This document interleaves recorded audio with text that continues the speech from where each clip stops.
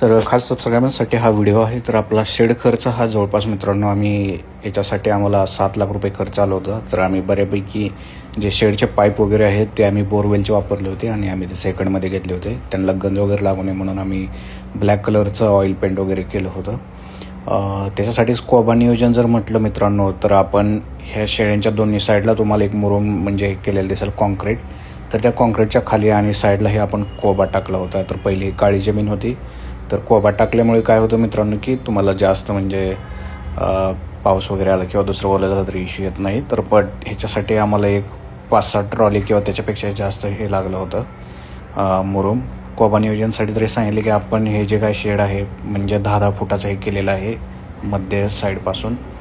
आणि जे काही शेड साईड जाळी आहे त्याची हाईट जवळपास म्हणजे 7 फूट असणार आहे मित्रांनो. आणि ग्रीन नेट आहे ते आपण ग्रीन कलरचं कापड लावलेलं आहे, ते खालून वरपर्यंत घेतले. तसेच जाळी लावताना सिमेंटनी कॉन्क्रीट वगैरे केलेलं आहे जेणेकरून जाळी निघू नये.